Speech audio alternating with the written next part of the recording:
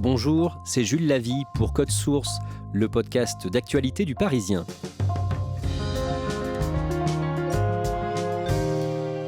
Des corps de civils par terre dans la rue, tués par balles, les mains attachées dans le dos. La diffusion le 2 avril de ces images prises en Ukraine à Boutcha, à une trentaine de kilomètres de la capitale, Kiev, ont entraîné de vives réactions à travers le monde. Le président ukrainien, Volodymyr Zelensky, accuse Moscou d'être responsable de ce crime de guerre. De son côté, Vladimir Poutine prétend qu'il s'agit d'une manipulation grossière de la part de l'Ukraine. Code Source refait le film des événements du 24 février jusqu'à la découverte du massacre de Boutcha, avec Christelle Brigodeau qui s'est rendue sur place, envoyée spéciale du Parisien en Ukraine, elle nous répond de Kiev, et Henri Vernet, spécialiste diplomatie au sein du service politique du Parisien.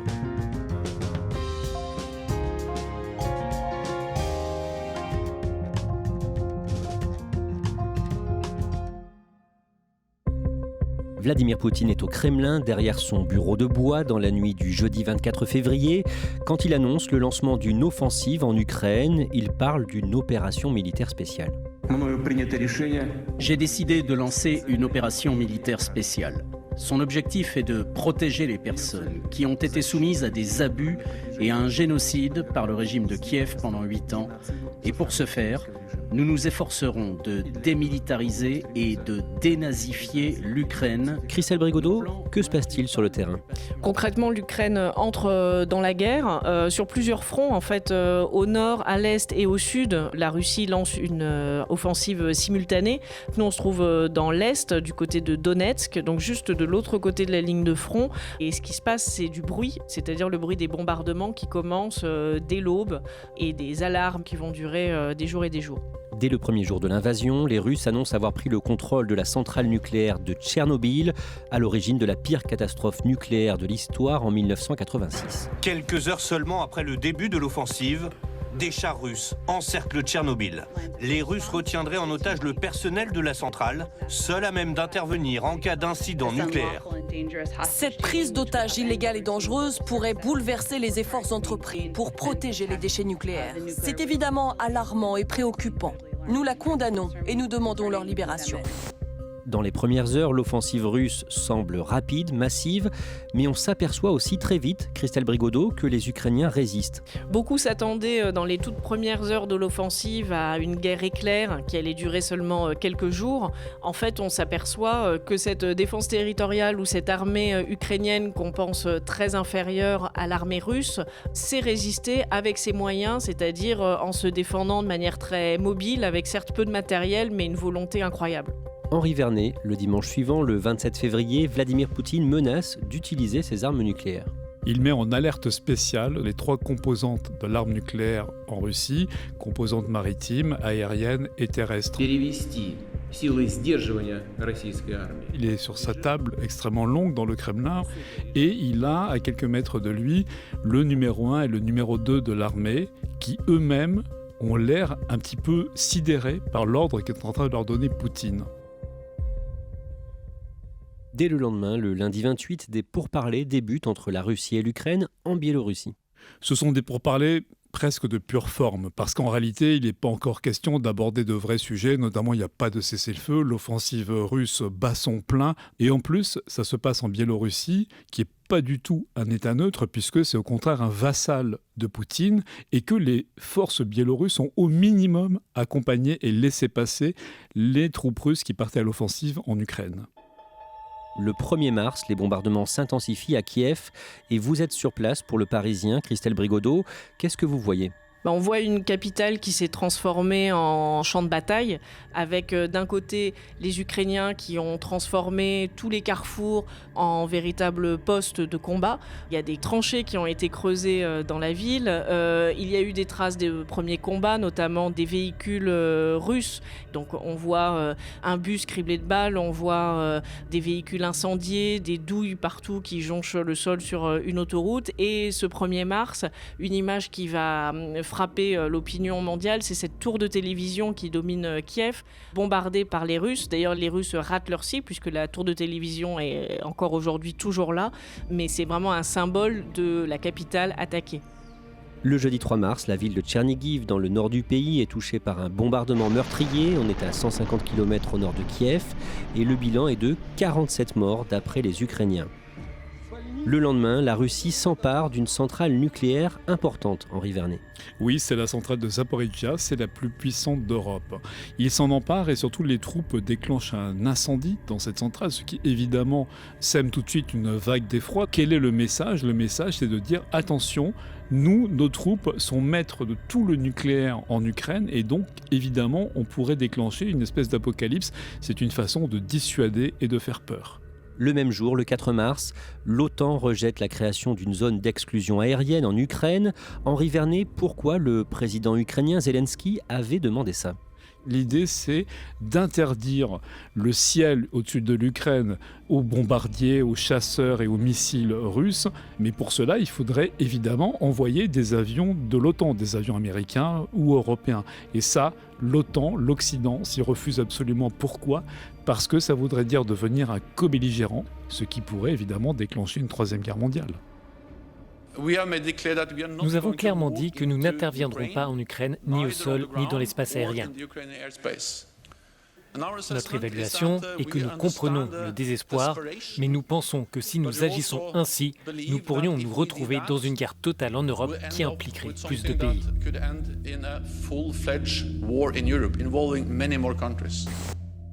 Pendant ce temps, la situation à Mariupol devient de plus en plus inquiétante. La ville compte 450 000 habitants en temps normal. C'est un port sur la mer d'Azov, une petite mer séparée de la mer Noire par la Crimée. Il est considéré comme une jonction entre la Crimée justement et la région séparatiste pro-russe du Donbass. Henri Vernet, Mariupol est assiégé depuis une dizaine de jours quand les violences montent d'un cran dans la ville. Le mercredi 9 mars, un hôpital et une maternité de Mariupol sont détruits par les bombardements. Et là, ce sont des images insoutenables parce qu'on voit ces civils, ces femmes qui sont visées, notamment cette jeune femme qu'on voit sortir sur un brancard qui était sur le point d'accoucher. On apprendra quelques jours plus tard que malheureusement, elle va décéder ainsi que son bébé. Henri Vernet, au niveau diplomatique, le jeudi 10 mars, est organisée en France à Versailles une rencontre des chefs d'État européens. Oui, les 27 dirigeants de l'Union européenne sont là. Et ce jour-là, il y a un invité qui est là par visioconférence, c'est le président ukrainien, c'est Volodymyr Zelensky, qui renouvelle son appel à l'aide et qui surtout demande très précisément aux 27 de l'accueillir au plus vite. Il demande l'adhésion d'urgence de l'Ukraine à l'Union européenne. Seulement, qu'est-ce qui va se passer à Versailles ? C'est qu'en gros, on va lui opposer une fin de non-recevoir. Sa demande, elle sera refusée dans l'immédiat, en disant même qu'il n'y a pas de procédure d'urgence d'adhésion. Ça n'existe pas. Pourquoi ? Parce que l'Europe, c'est une lourde machine. Évidemment, c'est très décevant. C'est un peu une douche froide pour le président Zelensky, qui s'en plaindra amèrement. Et puis, beaucoup remarqueront aussi que ces images de ce peuple ukrainien qui résiste, qui est sous les bombes, qui est vraiment martyrisé par les troupes russes, il y a un contraste énorme entre ces images-là et celles assez fastueuses de Versailles dans lesquelles se réunissent les dirigeants européens. Au même moment, Russes et Ukrainiens se retrouvent en Turquie, à Antalya. Ce sont les ministres des Affaires étrangères des deux parties, ukrainiennes et russes, qui se retrouvent. C'est la première fois qu'on discute au niveau gouvernemental entre les deux belligérants. Alors ce jour-là, ça donnera absolument rien.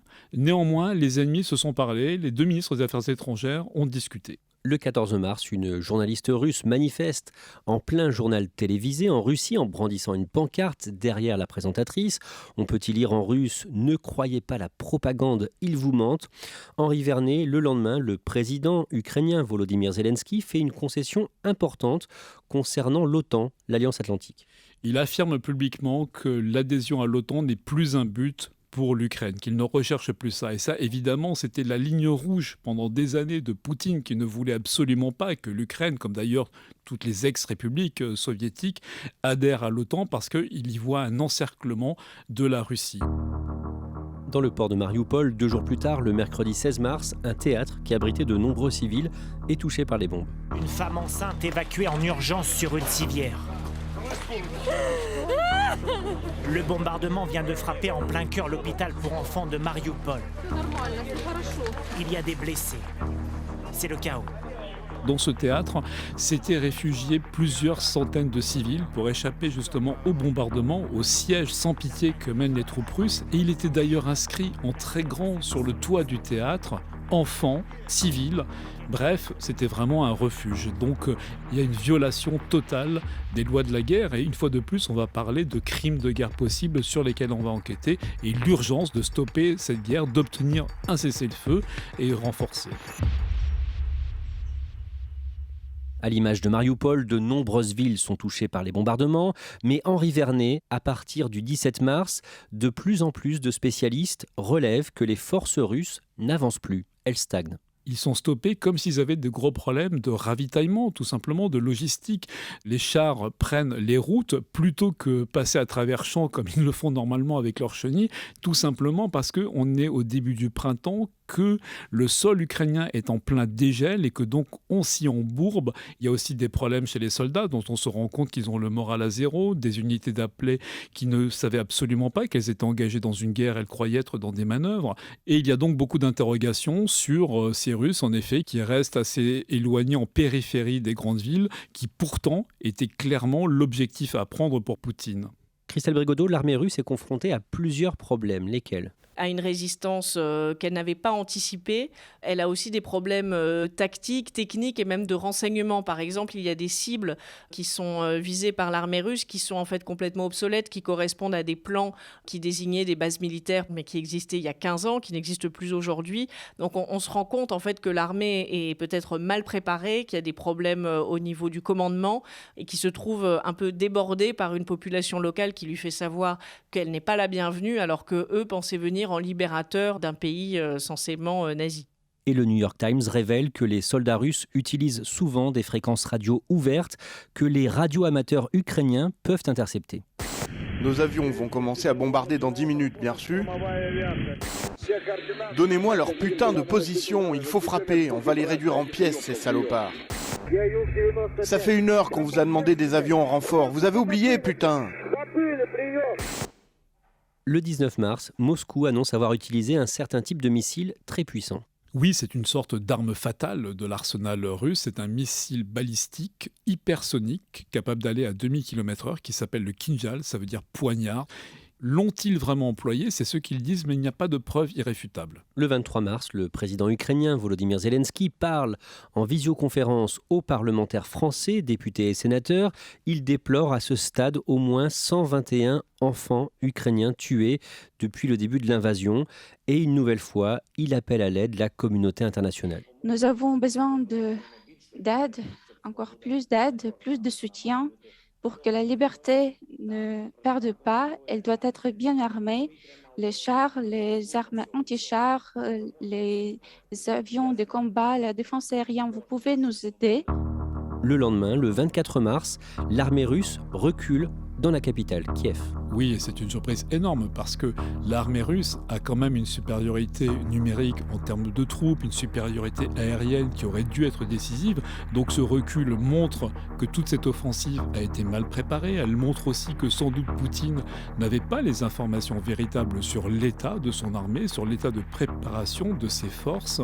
Et c'est une surprise parce que c'était vraiment pas le plan initial qui consistait, il l'avait dit avec ses mots, quand il parlait de dénazification et de neutralisation, ça voulait dire changer le régime à Kiev, ça voulait dire faire partir le président Zelensky et installer à sa place une marionnette. Et donc tout cela semble au minimum renvoyé à beaucoup plus tard. Henri Vernet, le vendredi 25 mars est un tournant. L'armée russe annonce se concentrer sur l'est de l'Ukraine. Et c'est là que de nouveau les interrogations se font jour. Ça voudrait dire que finalement cette espèce de stagnation, voire de recul dans certaines régions des forces russes, eh bien ce serait peut-être une ruse, ce serait peut-être un élément tactique, c'est-à-dire une façon de ravitailler l'énorme dispositif russe en termes de chars, de convois, de transport de troupes, pour mieux lancer plus tard des attaques et notamment les concentrer sur l'est du pays. Le lendemain, le 26 mars, Joe Biden, le président américain, est en Pologne, à Varsovie, et il défie Vladimir Poutine. Il le traite de boucher. Look at what he's done to these people. What does it make you think? He's a butcher. Il le défie donc sur ce terrain verbal. Il le défie également en venant assurer que les Américains sont là et qu'ils ne laisseront pas Poutine mettre le pied sur 1 centimètre de territoire des pays de l'OTAN. Il le défie enfin parce qu'il s'engage auprès des Ukrainiens à garantir la souveraineté et l'intégrité territoriale de leur pays. Ukraine will never be a victory for Russia, for free people refused to live in a world of hopelessness and darkness. We will have a different future, a brighter future, rooted in democracy and principle. De son côté, le 27 mars, le président Zelensky se dit prêt à étudier la question d'une neutralité de l'Ukraine. Ça veut dire quoi ? Ça veut dire qu'il renonce à avoir un pays doté d'une armée puissante. Ça veut dire qu'il s'en remet aux garanties de sécurité de son grand voisin russe. En revanche, Zelensky a toujours dit qu'il ne renonçait pas à son désir, au rêve ukrainien d'adhérer à l'Union européenne, qui n'est pas une alliance militaire. Mais même celle-là, pour Poutine, c'est une ligne rouge. Christelle Brigodeau, vous arrivez le dimanche 3 avril pour Le Parisien dans la ville de Boutcha. D'abord, décrivez-nous cette ville, on est où ? Alors on est dans la banlieue nord-ouest de Kiev, bordée de bois. C'est un endroit plutôt agréable avec des immeubles assez cossus et des pavillons. On est, oui, dans les quartiers assez bourgeois de la périphérie de Kiev. Vous êtes avec le photographe du Parisien, Philippe de Poulpiquet, et plusieurs victimes civiles, des corps sont visibles dans la rue. Alors le jour où on arrive, on voit effectivement, nous, 2 corps de civils dans des voitures. Visiblement, ce sont des personnes qui étaient en train de fuir la ville et qui ont été tuées alors qu'elles partaient. On voit dans une voiture grise le corps d'un homme qui est complètement avachi au volant de sa voiture, qui elle-même a été, semble-t-il, écrasée par un char. On voit une autre voiture avec le corps d'une femme. On nous explique que c'était une grand-mère. C'est difficile à déterminer puisque c'est un corps sans tête. On voit aussi d'autres corps qui correspondent à des corps de soldats dans un décor vraiment là de guerre en pleine ville. Ça se passe à côté de stations-service, de supermarchés qui sont complètement détruits et d'un pont, le pont d'entrée de Boutcha, qui est éventré par des tirs d'obus vraiment énormes. Et vous voyez également un charnier, c'est ça, près d'une église ? On voit en fait cette fosse commune et d'après ce que nous explique à la fois le prêtre orthodoxe de l'église qui est juste à côté et les habitants de la ville, cette fosse a été creusée par les Ukrainiens alors que les corps s'amoncelaient dans les rues et les Ukrainiens ont demandé l'autorisation de pouvoir enterrer ces corps par dignité et par mesure de salubrité. Donc les corps ont été enterrés apparemment en plusieurs fois.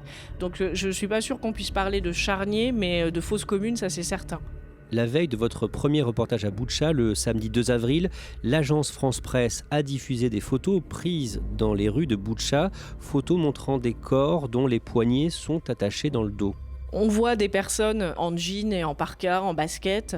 Ce sont des corps d'hommes qui jonchent une rue, qui se trouve d'ailleurs pas très loin de la fosse commune dont on parlait à l'instant, et qui ont les mains liées dans le dos par une sorte de ruban blanc. C'est le signe de violence gratuite faite aux civils et donc de crimes de guerre. Le maire de Boutcha affirme qu'au total 300 habitants de sa ville ont été exécutés. De son côté, Moscou se défend en prétendant que les Ukrainiens ont mis en scène ces corps dans la ville de Boutcha. Christelle Brigodeau, est-ce que ça vous semble possible, crédible ? Il y a des photos, mais il y a quand même aussi les gens à Boutcha qui ont survécu et qui sont là pour raconter ce qui s'est passé. Je pense qu'il faut prendre en compte leurs paroles. Ils racontent tous que les Russes étaient présents, que les morts ont commencé dès le début de la présence des Russes. Donc tout le monde n'a pas été tué. Il y a des survivants, mais ces survivants sont absolument traumatisés. Et quand on leur demande si c'était les Ukrainiens ou les Russes qui ont fait du mal aux civils, ils ont même du mal à répondre tellement ça leur paraît incroyable comme question. Pour eux, c'est évident, c'est sûr que c'est la faute des Russes et ils prennent très mal le fait qu'on puisse douter de cela. Dans l'un de vos reportages, Christelle Brigodeau, vous avez fait parler une grand-mère, Valentina, qui a raconté le désespoir et ce qu'elle subit aujourd'hui. Oui, Valentina, elle a perdu sa belle-fille et ses 2 petits-enfants, 2 garçons qui avaient 10 ans et 4 ans. Ils vivaient juste à côté de l'église de Boutcha avec la grand-mère. Ils étaient dans les sous-sols absolument terrifiés. Ils avaient peur de mourir à chaque instant. Donc la mère a pris la décision de prendre sa voiture et de faire fuir ses enfants. Ils n'étaient même pas encore sortis de la ville. Ils étaient à 2 kilomètres de leur maison et leur voiture a été brûlée, semble-t-il, par un bombardement. Juste à côté, il y a d'autres voitures, notamment un véhicule où la personne qui conduisait avait pris soin d'écrire en très gros sur le pare-choc « enfant » pour montrer que c'était un convoi de civils qui partait et la voiture est absolument criblée de balles. C'est vrai que quand on voit ça, on peut être qu'indigné. Christelle Brigodeau, le lundi 4 avril, dans la ville de Borodianka, à 50 km à l'ouest de Kiev, vous avez rencontré un petit garçon qui vous a marqué, un petit garçon endeuillé par la guerre. Oui, c'est un petit garçon qui s'appelle Igor, il a 10 ans et je l'ai vu, il était sur son vélo avec son père qui s'appelle Misha. En fait, il a perdu l'une de ses copines de classe qui a été tuée par un tir de soldats russes. Elle s'appelait Nastia. Elle a été enterrée la semaine dernière avec quelques voisins. Et quand on l'a vu aujourd'hui, il affichait l'expression d'un enfant vraiment traumatisé qui essayait de le masquer, mais ça se voyait à chaque seconde. Henri Vernet, ces images d'horreur à Boutcha, des civils tués avec les mains dans le dos, dans les rues de la ville, est-ce que c'est un tournant dans ce conflit? C'est certainement un tournant dans l'indignation, dans la prise de conscience des opinions et donc dans la pression, dans les manifestations qui peuvent être exercées sur les dirigeants pour réagir. Pour l'instant, l'Europe notamment reste cantonnée sur des sanctions certes rehaussées, certes plus dures, mais qui visent les importations de charbon, qui visent à bloquer de nouveau quelques oligarques de plus, quelques banques supplémentaires, mais on ne parle toujours pas de ce qui pourrait réellement gêner Poutine dans son effort de guerre, c'est-à-dire couper le robinet d'alimentation du gaz et du pétrole, parce que c'est ça qui finance 700 millions d'euros par jour, c'est ça qui finance son effort de guerre. Simplement, pour les pays membres de l'Union européenne, et notamment pour des pays comme l'Allemagne, l'Autriche ou l'Italie, il serait extrêmement difficile de se priver des ressources énergétiques venues de Russie. Henri Vernet, la résistance ukrainienne a fait reculer Poutine ? Oui, incontestablement, ces troupes sur le terrain ont reculé, ont renoncé au siège et à la conquête de plusieurs villes. Mais la question demeure, combien de temps les Ukrainiens pourront résister, mener cet effort de guerre ? Certes, l'Occident leur livre en permanence des armes, de plus en plus d'armes, mais sur la durée, il n'est pas du tout garanti que ça suffise à stopper les Russes, surtout s'ils redoublent d'attaques sur l'est du pays.